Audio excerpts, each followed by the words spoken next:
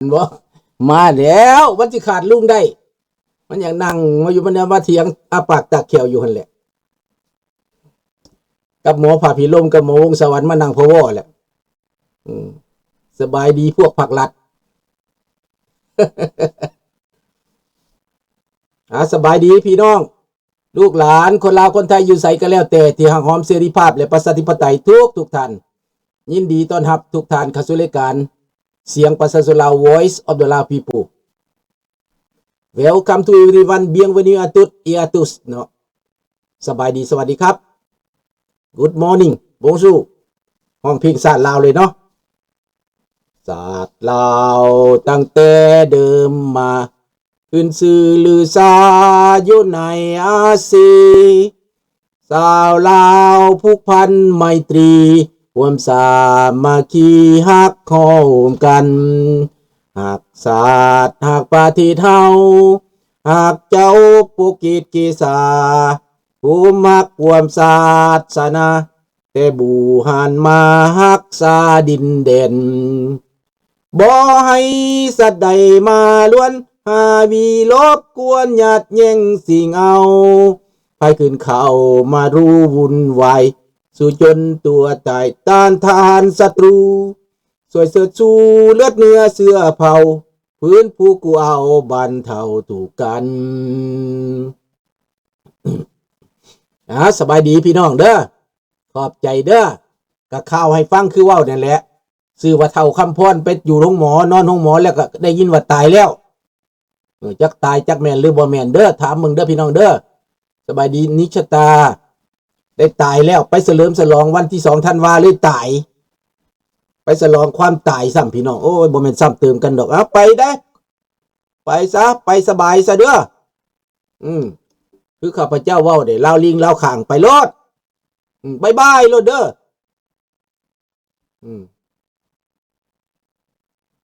อันนั้นมื้อนี้พี่น้องสิมาเว้าอ่ะมันมีอย่างหลังจากเฉลิมฉลองอย่างยิ่งใหญ่สบายดีตาเห็นบ่ลุงแก้วรถระเบิดอยู่ขมวนเห็นเอารถเพราะว่าใกล้มันเลยเด้อพี่น้องเอ้ยสร้างผลงานกันแล้วพวกเจ้านะใกล้แล้วใกล้จะมืดแล้วเดี๋ยวที่บอกว่ามันใกล้แบบไหนหลังจากบั้งไฟดอกเฉลิมฉลองแล้วสบายดีท่านบุษดีเขาจุดบั้งไฟดอกเฉลิมฉลองแล้วนะเฉลิมฉลองยิ่งใหญ่ไปซื้อบั้งไฟดอกมาจากจีนบั้งกระโพกจีนว่าสั่นไปมาจูดจิ้วจิ้วจิ้วเจ้าจิ้วเจ้าขึ้นไปฮะนะเบิดไป$20,000เอา$20,000ไปซื้อบั้งไฟดอกแทนที่จะไปปลูกโรงเรียนให้เขาแทนที่จะไปซื้อโต๊ะให้เด็กน้อยแทนที่จะไปซื้ออาหารให้เขากินบ่เอามาอวดสบายดีดอจิก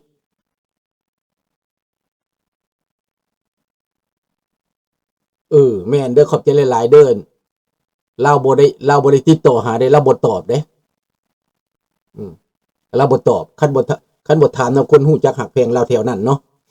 เราบ่ตอบแล้วพี่น้องเอาเงินนั้นไปซื้อเอาเงินนั้นไปจ้างแก้วมาจากเวียดนามจ้างแก้วเฒ่ามาจากเวียดนามมาแห่ขบวนจ้างทหารโซเวียตรัสเซียมาแอบขนอาวุธมาเป็นรายได้เป็นรายจ่ายทั้งหมดพี่น้องเอาเงินในถุงประชาชนมาจ่ายสบายดีนะลุงโพแทนที่จะไปสร้างโรงเรียนโรงหมอมาเฉลิมฉลองวันชิบหายวายวอดพี่น้องแล้วพร้อมเดียวกันนั่นสบายดีตรันบ่เห็นดนไปใส่เจ้าไปฉลองวันที่2 ธันวาคมเขาวะ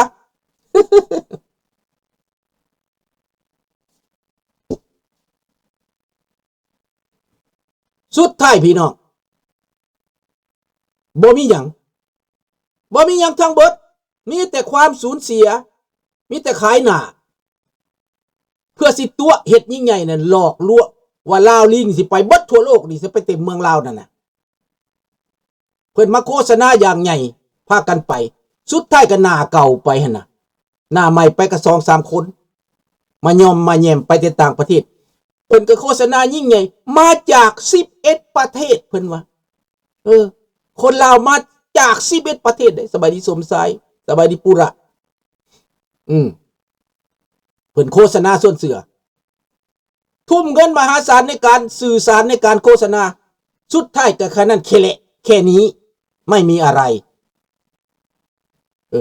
อย่าอวดโสมว่าตัวเองนี่มีอาวุธแต่อาวุธที่แกมาเสริมสลองนั่นเป็นหยังมีหยังอาวุธที่แกมาเสริมสลองนั่นเป็นอาวุธห้างของเขาย่นยักษ์ก็เป็นย่นห้างเคยลงหนองขี้ตมมาแล้วรุ่นย่นยักษ์ก็ได้บ่มีหยังพี่น้องติดหนี้เขามาเบิดรถถังที่72ก็ของห้าง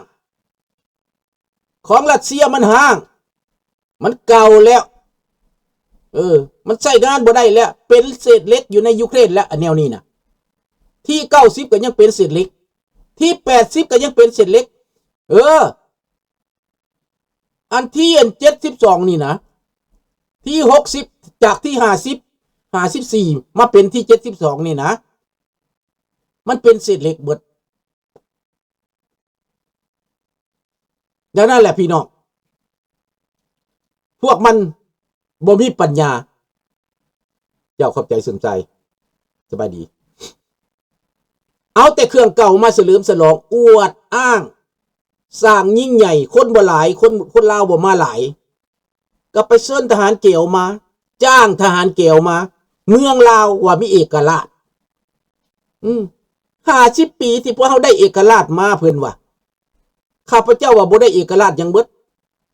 สบายดีดองเอกราชบ่มีแล้วอธิปไตยบ่มีแล้วเมืองลาวเป็นเมืองแก้วเขาเฉลิมฉลองแก้วแล้วเขาก็เอาแก้วโฮจิมินห์หัวโฮจิมินห์มาปั้นอยู่ในบ้านเมืองลาวแล้วเดี๋ยวนี้นะยืนเฮียงกันแล้วแก้วโฮจิมินห์อยู่หั่นแหละผู้นำแก้วทางจิตวิญญาณก็อยู่หั่นผู้นำลาวก็อยู่หั่นในหัวแก้ว3หัวนั่นนะแก้วกับแก้วหัวแก้ว3หัวโมเมนต์หัวลาวกะโหลกหัวแก้วที่มันเน่าแล้วที่แตนยามใหม่ๆไปไข่ใส่นะหัวกะโหลกพวกนี้สร้างให้นายใหม่ๆไปเหี่ยวใส่หัวแก้ว3หัวนี่นะบ่แม่นหัวลาวสบายดีบีบุญนั่นแหละเฮ็ดเขาทุบหัวบักโฮจิมินห์ทิมนั่นแหละบ่แตกต่างหยังกันไทเฮากระทุบทิมยัดมันอยู่หันแหละไปวางใส่มันกระบุนด้วยปุ้ยแล้วมันสิมีหยังเสียเงินละล่ะ200 กรัมเท่านั้นแล้วขนาด200 กรัมนี่ไปแล้วหั่นน่ะ3หัวหั่นน่ะสบายดีคำดังนั้นพี่น้องการเฉลิมฉลองมีแต่ได้น้ำเน่าบ่มีหยังไอ้ลาวนอกก็ตายละล่ะเมื่อฉลองวันที่2ธันวาก็ตายซ้ำลาวลิงก็น่าสมเพชเวทนาพี่น้องน่าสมเพชเวทนาได้คนลาวเฮานี่นะบักท้องลุ้นจมพึมพำเพิ่นว่าเมืองลาวเฮานี่ปลดปล่อยมาได้50 ปีแล้วสร้างประเทศขึ้นมานี่พวกลาวนอกเพิ่นจมได้พวกลาวนอกนี่ยังไปแห่ของที่หมดราคาแล้วเพิ่นว่ายังไปแห่ซักดินาอยู่เพิ่นว่าซั่นนี้เพิ่นจมได้พอเพิ่นเห็นพี่น้องมุ่งทุ่มเทเงินคำเวลาแห่กันมวนซืนกันในอเมริกาเอารถหรูมาแห่เจ้าฟ้าทรายสุริวงศ์สว่างขี่คันหนึ่งภาษาญาขี่คันหนึ่งเลราชวงศ์ขี่คันหนึ่งขี่ไม่ตลดหรูแห่กันกินหรูอยู่หรูในต่างประเทศมีเจ้าหน้าที่บ้านเมืองมีรัฐบาลอเมริกาให้ความสำคัญกับมือนั้นมีเด็กน้อยหุ่มห่อให้หอมเลี้ยวบังหน้าก็มีแต่หน้าใหม่ มีสาวงามๆสาวมุ่งงามๆงามนั้นล้วนแต่ความรู้บ่แม่นแต่งามหน้าตาเท่านั้นประดับไปด้วยความรู้ประดับไปด้วยภาษาอังกฤษภาษามงประดับไปด้วย professionalist ล้วนแล้วแต่เป็นด็อกเตอร์ล้วนแล้วแต่เป็นวิชาการเป็นคนรุ่นใหม่แต่เขาใส่ใจกับราชวงศ์ลาวขอบใจพี่น้องลาวมงในทุกรัฐทุกเมืองthank you แต่บ่เห็นหน้าบักตู้ลอยบ่เห็นหน้าบักตู้ลอยตายแล้วมึงกัดหำตายเด้อบักตู้ลอยเด้อมึงกัดหำตายอเมริกาเขาเห็นขนาดนั้นแล้วมึงบ้าตายโลดเขาสงสารบักตู้ลอยเดี๋ยวนี้นะเห็นบ่สิ่งที่มึงเห็นมึงกระทำมันนะบักตู้ลอยมันอยู่ในบทแสดงออกมาแหละข้าเจ้าแสดงออกมาเบิดแล้วให้มึงเห็นดังนั้นพี่น้องลาวทั่วโลกบ่ว่าอยู่ฝรั่งเศสบ่ว่าอยู่ไสบ่ว่าอยู่แคนาดาบ่ว่าอยู่อเมริกาบ่ว่าอยู่รัฐใดทุกเมืองตั้งแต่นี้ต่อไปให้เต้าร่วมกันปีใหม่ลาวปีใหม่ลาวยังจะมาถึงถามว่าเป็นอย่างคนลาวเขาบ่จัดก่อนพอบ่ทันฮอดเวลาพี่น้องปีใหม่ลาวเขาเป็นเดือน4 April ต้องยิ่งใหญ่คนลาวในอเมริกาหั่นน่ะอย่าตกซอถ้าบ่มีประสบการณ์ก็ไปถามพี่น้องมงว่าจัดแบบไหนจัดอยู่ไสเห็นบ่ดังนั้นต้องรวมกันต้องสามัคคีกัน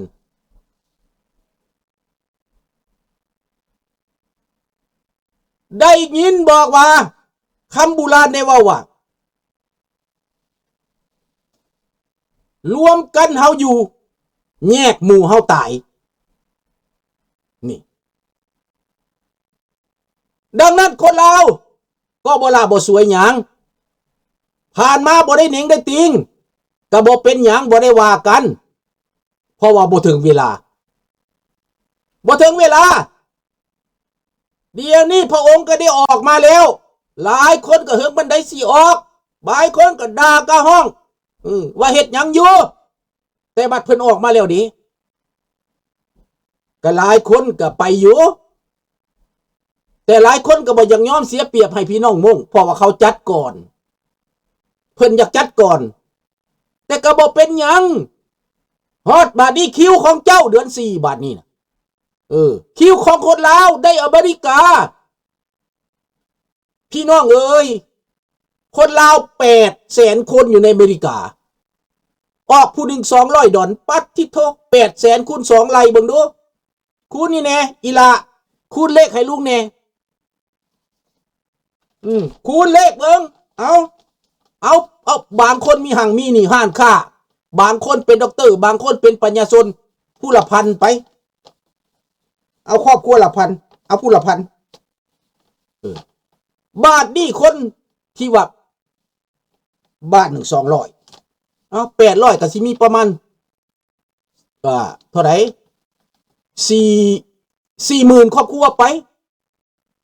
รวมกันเบิ่งดู40,000ครอบครัวแต่ละครอบครัวเสียสละไป200ไปบ่เอาหลาย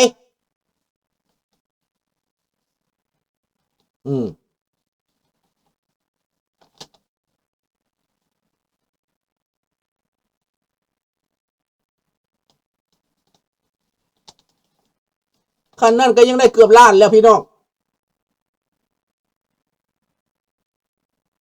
ได้800,000แล้ว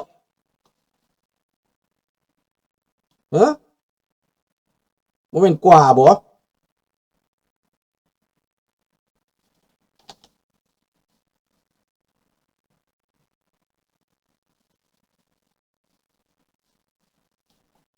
เห็นบ่พี่น้องซ้ำนั่นก็เหลือกินแล้วจัดงานน่ะสวัสดีพัดเนาะให้ขึ้นเบิ่งความสามัคคีเนี่ยจัดให้ยิ่งใหญ่ไปเลยกลางแปลนก็ได้จัดบนไหนมัน สนามกว้างจอดรถได้หลายพันคันไหนบ่